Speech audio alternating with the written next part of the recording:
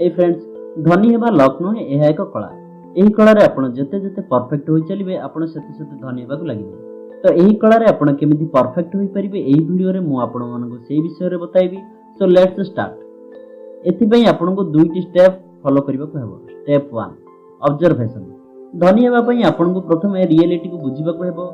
आपण को आपण को प्रॉब्लम को आइडेंटिफाई करबाकु हेबो जहार की असीमित संभावना रहिछि धनी हेबार। बहुत लोक निज इमेजिनेशन को विश्वास करी बिजनेस को चली आसती जहाँकि से सफल कर कारण यह रियलिटी ठार संपूर्ण अलग।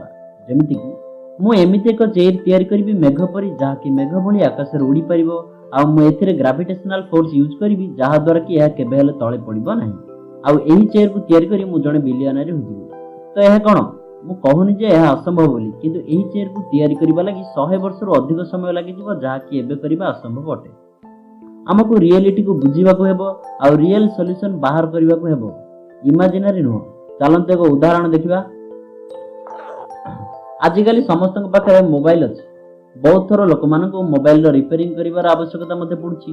तो प्रॉब्लम हेउछि कि बहुत सारा मोबाइल रिपेयरिंग शॉप लोक मानक ठकी अधिक पैसा नै जान।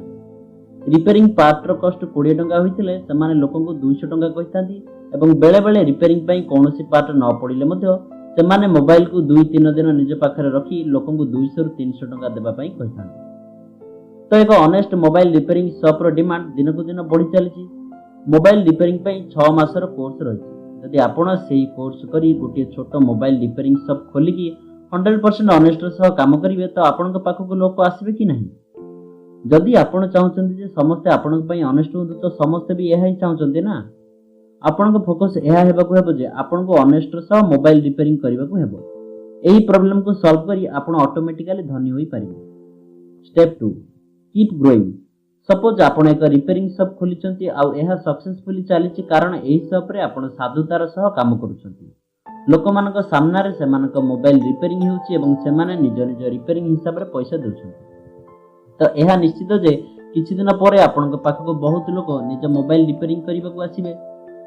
सेते बेले आपण को किछि अलगा करबाकू हेबो। इमीडिएटली आपण को अन्य केते जण मोबाइल रिपेयरर को आपण को शॉप रे हायर करबाकू हेबो। तो वर्तमान आपण एक जॉब क्रिएटर होई गयो। मुख्य कथा हला जे आपण को केबे भी गोटिए जगह रे अटकीबाकू हेबो नाही।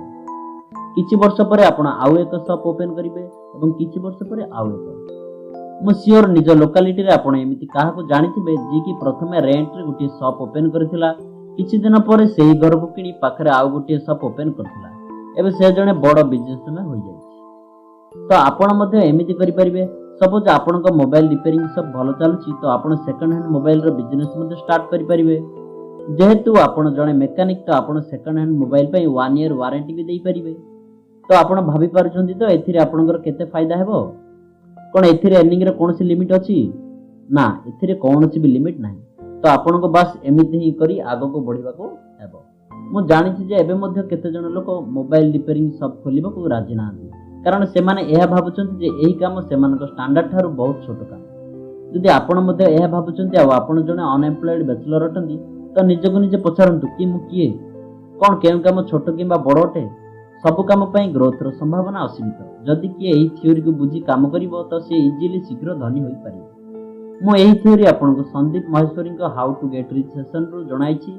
जदि आपन को एही वीडियो भल लागुछि तो आपन को एक रिक्वेस्ट कि एही वीडियो को शेयर करंतु आउ आम संग एमिति मिसि रहबा पई आम चैनल को सब्सक्राइब करंतु। धन्यवाद।